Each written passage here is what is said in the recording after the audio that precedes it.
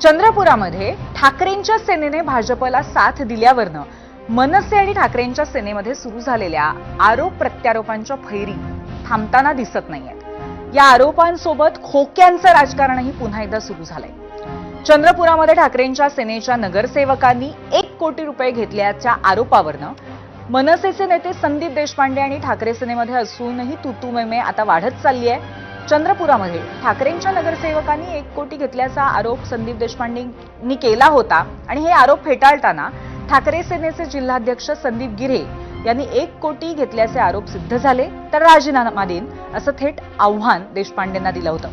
या आव्हानाला देशपांडेंनी एक्सवरती उत्तर दिलंय। पाहूयात संदीप देशपांडे काय म्हणाले। ज्या दिवशी जनतेला तुम्ही 50 खोक्यांचे पुरावे द्याल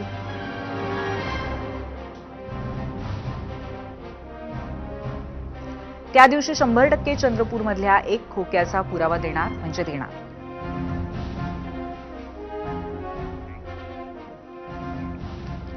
संदीप देशपांडेंनी ठाकरे सेनेवर आरोप करताना थेट पक्षप्रमुख उद्धव ठाकरे आणि खासदार संजय राऊत यांच्यावर सुद्धा निशाणा साधलाय।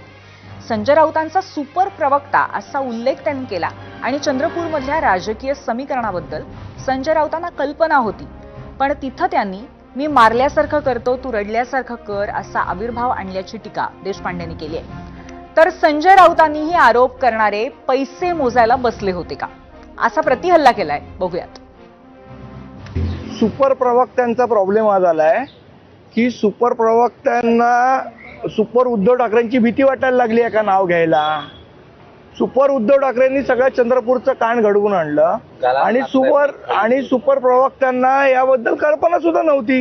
हे चंद्रपूरचं होणार आहे अशा पद्धतीचं भाजपचं डील हे संजय राऊतांना आधी सुद्धा माहित होतं। त्याच्यात काही सरप्राईज नव्हतं संजय राऊतांना, हे त्यांना माहिती होतं आधी। जे आपण बोललोय त्याच्या विपरीत घडतंय तर मग मी मारल्यासारखं करतो तू रडल्यासारखं कर आणि म्हशीवर बसून अगं म्हशी मला कुठे नेशी अशी अवस्था झाली आहे त्यांची।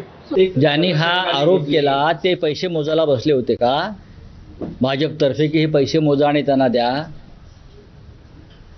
ज्यांनी हा आरोप केला, मला आरोप कोणी केलाय माहीत नाही, पण भारतीय जनता पक्षाने हे 1-1 कोटी रुपयाच्या बागा त्यांच्याकडे पाठवून जरा मोजून पोचवा शिवसेनेच्या लोकांकडे, असं काय व्यवहार झाला आहे का? आणि मध्ये मग 20% कमिशन आहे का कुठे मोजण्याबद्दल? चला सोडून द्या।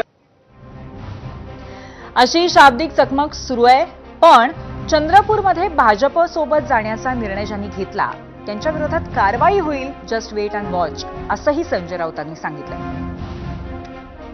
पक्षाने आमचा पक्ष फोडला, चिन्ह चोरलं, महाराष्ट्रामध्ये अराजक निर्माण केलं,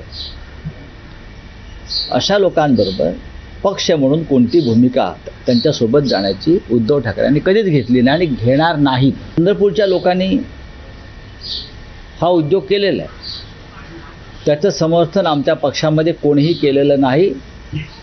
मी इतकं सांगेन, वेट अँड वॉच। ज्यांनी शेण खाल्लेलं आहे अशा प्रकारचं बरं का, त्यांना जाब नक्की विचारला जाईल।